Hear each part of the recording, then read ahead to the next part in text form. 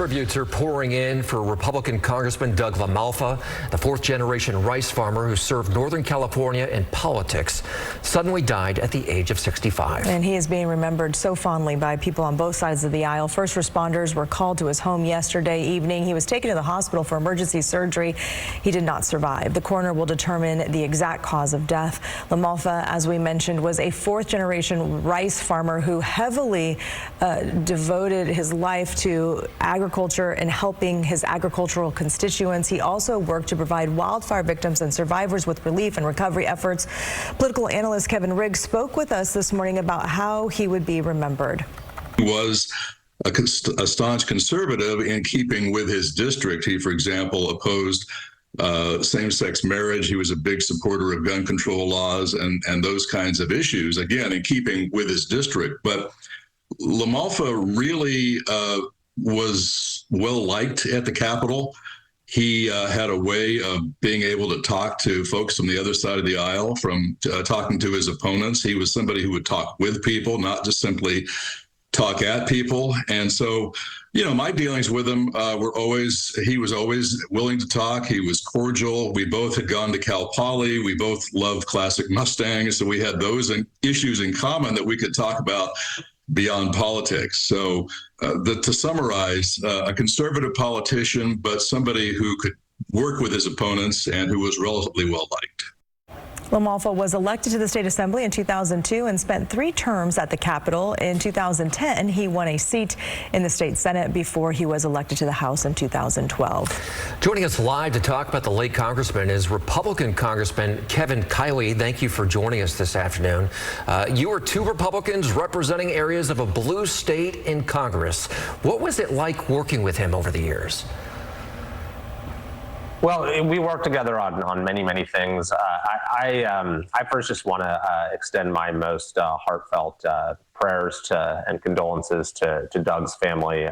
This was a really hard day, just shocking news this morning, heartbreaking.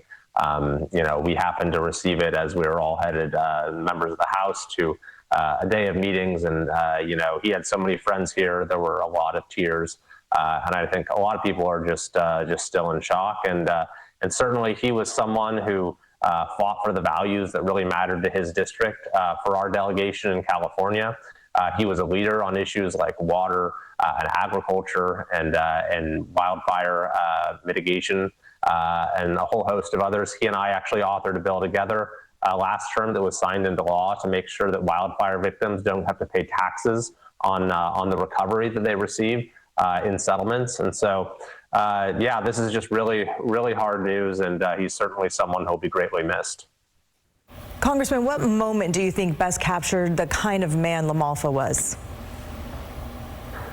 You know, I think that what a lot of people will remember him for are the way that he very effectively used the House floor, as much as maybe any other member of Congress, in order to give his district a voice. I mean, I go to the floor quite a bit myself, so sometimes I'd be right after him and I'd get to hear what he was saying, and he'd, you know, touch upon, for example, I remember earlier this year I saw him speaking on this horrible situation with wolves who were causing a huge issue for ranchers, and was, you know, giving the entire country a window into what they're going through.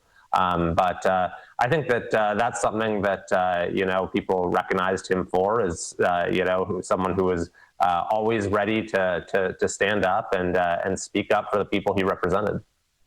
Let's talk his legacy. I mean, his entire body of work. Name one issue you think he fought that'll have the most lasting impact. You know, I think water policy is perhaps, you know, at least very high on the list. He was in Congress for 7 terms and was in the legislature, I think, for around 10 years before that. So he worked on a lot of different issues, but we managed to get major progress on water issues over the last couple of years with substantial federal funding for Sites Reservoir, with $1 billion in legislation last year for water in California. But, you know, there are many others. And by the way, he was the chair of the Western Caucus as well as of the beginning of this term. Which is, I believe, the 2nd largest caucus in Congress. It has 100 members or so. I'm a member of it. It focuses on these issues: water and energy and agriculture and fire protection. that are so important in Western states. I actually hosted an event of the Western Caucus in Tahoe last year, and Doug was the chair of the Western Caucus. And so I think that's a big part of his legacy as well.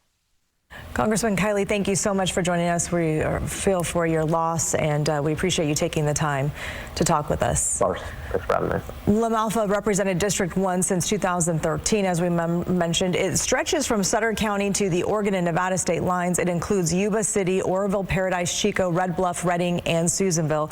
Voters can expect a special election to fill La Malfa's now vacant congressional seat. The governor must issue a proclamation for an election within 14 days. That election must take place on a Tuesday between 126 and 140 days after the proclamation. This means the election could potentially happen at the same time as the state's primary, which is scheduled for June 2nd.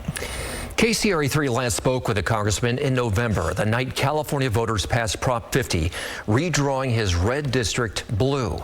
He said he was worried rural Californians would no longer be heard, especially farmers, ranchers, miners, and timber people. Here's some of that interview. I feel like I've had my longtime constituents kidnapped from me on this. Poured our hearts into the district, me and my staff, for quite a few years in the different iterations, and it's bitterly disappointing. Issues with forestry and managing the land. It's going to be probably represented by people that say, "Oh, we should never touch the forest, should never cut a tree," and the water supply, all the water that is being lost out to the ocean instead of using it in agriculture. And so many other issues that are going to be much more focused on environmental, which is very harmful. These regulations overly harmful to our farmers, our ranchers, our miners, our timber people. These small towns thrive on that. What is your message to the people who you represent?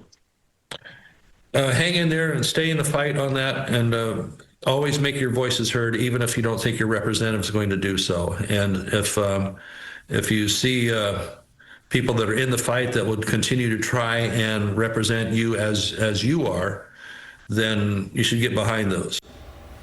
A message that perhaps resonates beyond his death. He told me that night he still planned to run for the new District 1, although, as he put it, the incline on the Stairmaster was steeper. Download the KCRA3 app to read more about how Congressman La Malfa is being remembered, and it's also available on KCRA.com.